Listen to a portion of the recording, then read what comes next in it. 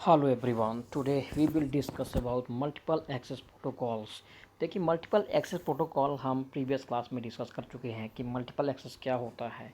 यहाँ पे हम मल्टीपल एक्सेस प्रोटोकॉल के क्लासिफिकेशन देखेंगे कि कौन कौन से क्लासिफिकेशन होते हैं। ठीक है, तो मल्टीपल एक्सेस प्रोटोकॉल जनरली आपका जो है 3 टाइप में डिवाइड होता है।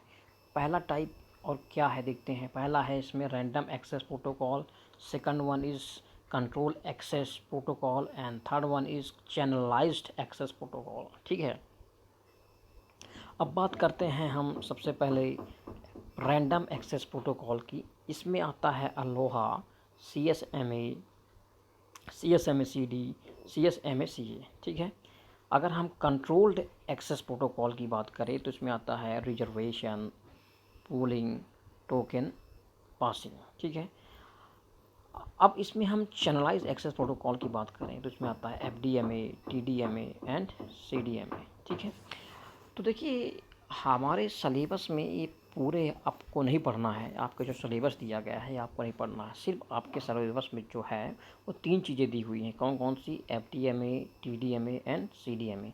तो 3 चीज़ों के ऊपर हमें फोकस करना है और इनको हम क्या बोलते हैं? Channelised access protocol. ठीक है, तो इसके बारे में हम वन बाय वन पढ़ेंगे। तो अभी हम देखते हैं कि चैनलाइजेशन में क्या क्या पढ़ने वाले हैं। चैनलाइजेशन में आप पढ़ने वाले हैं, first one is frequency division multiple access, time division multiple access, code division multiple access. Okay, अब देखिए तीनों चीज़ों को मैं आपको इस पिक्चर के थ्रू आपको समझाऊंगा। ठीक है, आप ये पिक्चर देख पा रहे हैं यहाँ पे। ठीक है, ये पिक्चर आपको पूरी दिखाई दे रही है, तो इस पिक्चर के थ्रू हम यहाँ पे समझेंगे। अब देखिए सबसे पहला अगर हम यहाँ पे देखें फ्रीक्वेंसी, आप फ्रीक्वेंसी वाले को देखिए। सबसे पहला आपको यहाँ पे जो दिखाई दे रहा है फ्रीक्वेंसी की बात देखिए।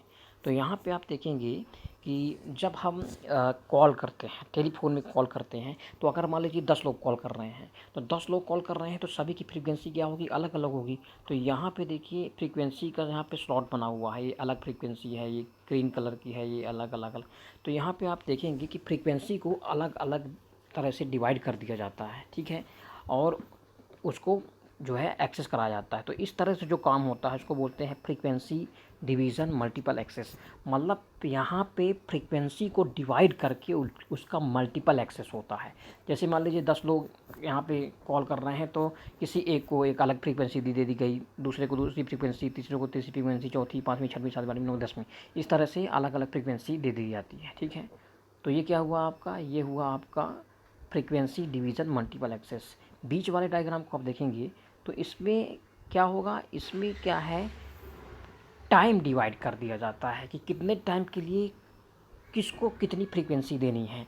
तो आप देखेंगे कि पहले वाले में फ्रीक्वेंसी डिवाइड थी, यहाँ पे टाइम डिवाइड कर दिया जाता है। ठीक है, जैसे आप कॉल कर रहे हैं तो कितने टाइम के लिए किसको कितनी फ्रीक्वेंसी अलाउड करनी है, ये होता है TDMA। ठीक है, लास्ट वाले में आप देखेंगे तो यहाँ पे फ्रीक्वेंसी और टाइम दोनों सेम होते हैं।